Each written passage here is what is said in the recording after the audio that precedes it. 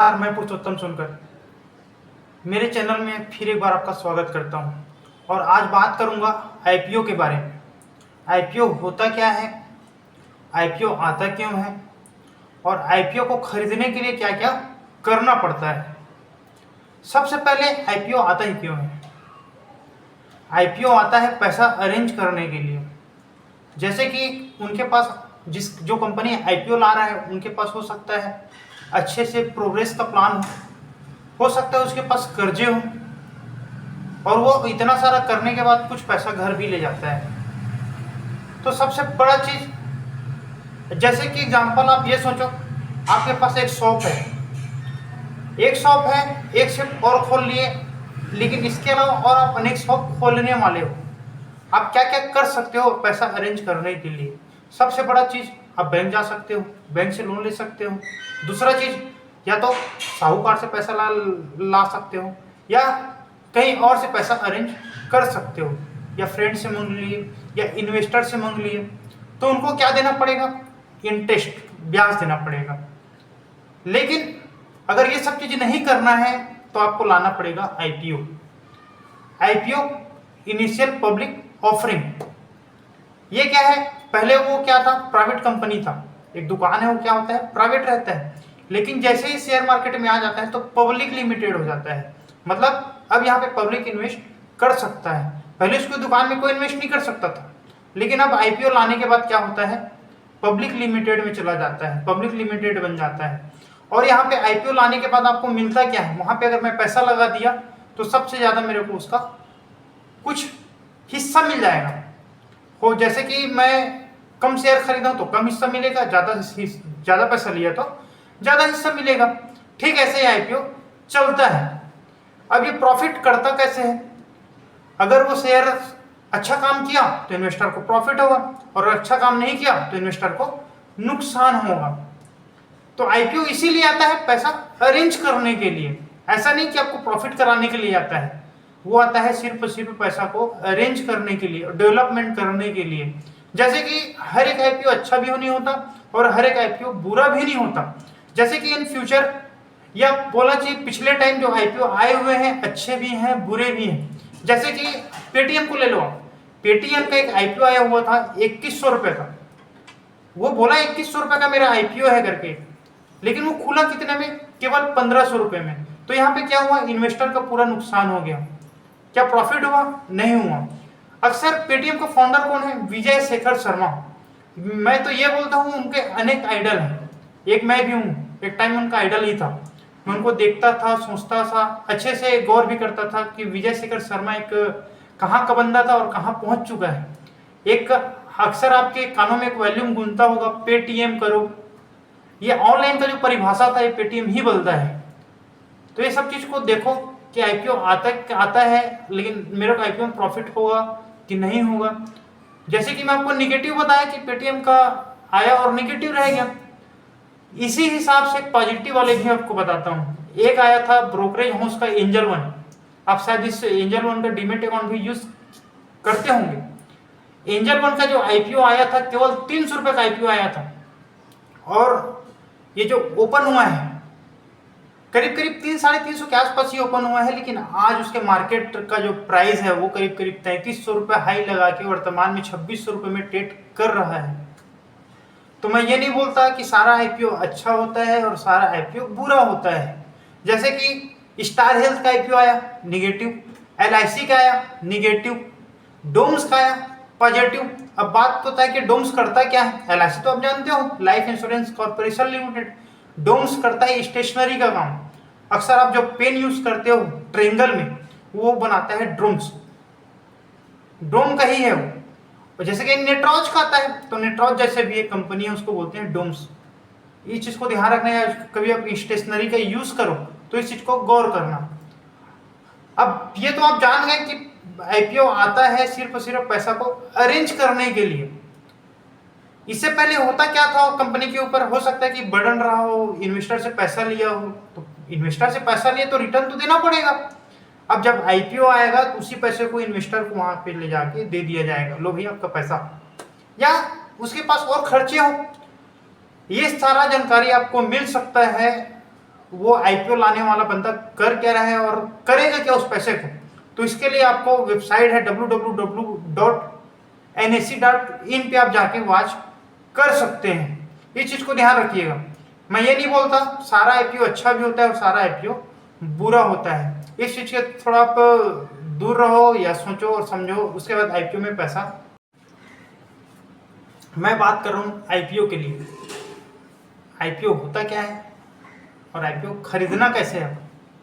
मैं तो जान लिया आईपीओ आता क्या है, पैसा अरेंज करने के लिए। अब इसको मैं खरीदूं कैसे। तो खरीदने के लिए सबसे पहले आपको क्या करना पड़ेगा, डीमेट अकाउंट ओपन कराना ही पड़ेगा। ये ओपन होगा डीमेट अकाउंट से। जो मैं पहले भी डीमेट अकाउंट क्या है, डीमेट अकाउंट कितने प्रकार के होते हैं और डीमेट अकाउंट में आप क्या क्या कर सकते हैं, ये भी मैं आपको बताया हूँ। अगर ये वाला वीडियो आप नहीं देखे हैं तो अभी जाके इसको आप वॉच करें। ये आपको अच्छा ही लगेगा कि ये होता क्या है डीमेट अकाउंट और डीमेट अकाउंट के फैसिलिटी क्या होते हैं, इसके बारे में वीडियो बनाया हुआ हूँ। तो मैं वीडियो कंटिन्यू करता हूँ और मैं आपको फिर बताता हूँ कि आईपीओ को खरीदते कैसे हैं। सबसे पहले इसके लिए डीमेट अकाउंट ओपन करना पड़ेगा और डीमेट अकाउंट में ये सारा प्रोसेस रहेगा। जैसे कि मैं आपको बताया आईपीओ आता है, आईपीओ ओपन होने से पहले वो प्रोसेसिंग चलता है फ्री ओपनिंग के लिए, बोलना चाहिए उसको ओपनिंग के लिए लागू किया जाता है। करीब करीब 3 से 4 दिन का प्रोसेस रहता है। वो बिड लाता है ऑफरिंग के लिए, 3-4 दिन ओपन रहता है। वहां पे हमको आगे बिडिंग करना पड़ता है। जैसे कि कोई आईपीओ आया है 200 रुपए का या 250 रुपए का, हो सकता है वो आईपीओ 400 हो जाए, 800 हो जाए या 600 हो जाए। जैसे जैसे उसका खरीदार रहेगा वैसे वैसे उसका बोली ऊपर भी हो सकता है और नीचे भी हो सकता है।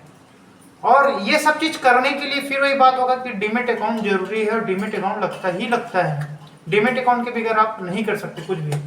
तो वहां पे आपका जो पैसा है, जैसे कि आज का जो डेट है 8 तारीख है, 8-9 को अगर बोल दिया 30 दिन से 8 से 10 तारीख या 12 तारीख तक ओपन रहेगा, उसके बाद ये बंद हो जाएगा। तो इस बीच में हो सकता है उसका आईपीओ 100 गुना भर सकता है, 50 गुना भर सकता है, 100 गुना से 50 हो सकता है, 150 गुना भर जाए, हो सकता है 300 गुना भर जाए। जितना ज्यादा सरप्राइज होगा उतना ज्यादा उसका पैसा जो है या डबल होकर आपको मिल भी सकता है और निगेटिव भी हो सकता है। वो बोल तो रहे कि मेरा जो आईपीओ है 200 का है तो 400 में भी खुल सकता है और ये 100 रुपये में भी खुल सकता है। 30% माइनस भी हो सकता है, 30% प्लस भी हो सकता है।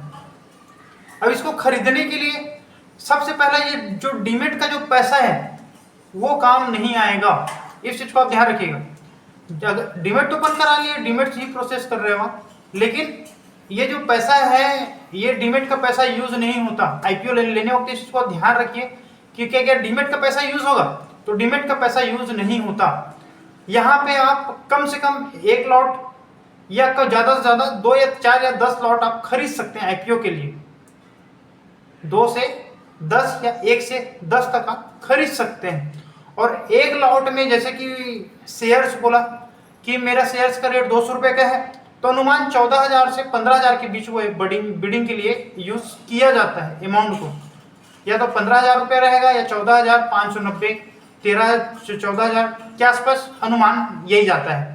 तो इस चीज को ध्यान रखिए। जब आप इसमें बिड के लिए जब जाओगे तो आपका डीमेट का पैसा यूज नहीं होगा। इस चीज को ध्यान रखिएगा। ये डायरेक्ट बैंक का जो पैसा है उसको लेगा।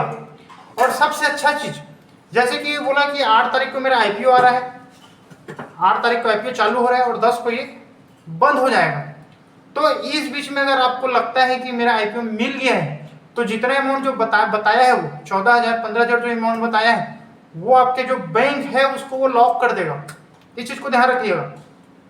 जैसे कि ये बोला है कि 14,950 रुपये मेरा आईपीओ का रेट है, जितना भी लॉट आप अटैच कर रहे हो और उतना पैसा आपके बैंक में लॉक कर दिया जाएगा।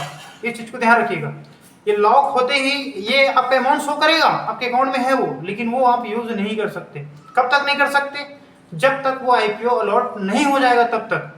और जैसे वो अलॉट हुआ तो वो जो अकाउंट का जो पैसा है वो आपके खाते से कट के वो आईपीओ कंपनी में चला जाएगा। और अगर नहीं मिला आपको आईपीओ, हो सकता है यहाँ पे अनेक आईपीओ के लिए जाते हैं बट किसी को नहीं मिल पाता, तो हो सकता है आपको अगर नहीं मिला तो जो पैसा जो लॉक है वो खुल जाएगा। आपको आईपीओ नहीं मिला तो उस पैसे को वो यूज नहीं करेगा। इस चीज को ध्यान रखिएगा। सबसे अच्छा चीज है, मैं पहले भी बोल चुका हूं कि शेयर मार्केट का एक एक पैसे का हिसाब रहता है और एक एक पैसा डूबता नहीं है। ये चीज को आप ध्यान न रखिए कि ये अगर कोई आपको बहका रहा है कि ये पैसा डूब जाता है या पैसा कंपनी खा जाता है तो वो गलत राय दे रहे हैं। उसके बहकावे में आप ना आए, दूर ही रहें, ज्यादा अच्छा है। ये तो हुआ आईपीओ खरीदते कैसे और खरीदने के लिए क्या क्या प्रोसेस करना पड़ता है और कौन से अकाउंट लगता है। अब बात आता है लास्ट में ये आईपीओ मिलता कैसे है। वो बोला है कि 8 और 10 के बीच खुलेगा करके और 5 दिन के अंदर वो एनएससी और बीएसई में लिस्ट हो जाएगा। अब बात फिर मैं वही बोलूंगा, एनएससी और बीएसई क्या है, तो इसके लिए भी मैं आपको वीडियो बनाया हूँ। आप मेरे वीडियो को कंटिन्यू वॉच करें और देखते रहें और शेयर्स भी करें और लाइक भी करें और सब्सक्राइब भी करें। मैं बात वही करूंगा, अगर आपका अलॉट हो गया है आईपीओ तो आपके जो डीमेट रहेंगे, जो भी डीमेट यूज करते हो या कर रहे हो, उसमें वो शेयर्स आपको दिखना चालू हो जाएगा। अक्सर आईपीओ मार्केट टाइम में ही ओपन होता है, 10 बजे 10:15 बजे ही ओपन होता है। इस चीज को ध्यान रखना। ये तो हो गया आईपीओ की बातें। शेयर मार्केट से रिलेटेड मैं आने वाले और हर स्टेप में वीडियो बनाता रहूंगा। आप मेरे वीडियो को कंटिन्यू वॉच करते रहें, लाइक करें, सब्सक्राइब करें और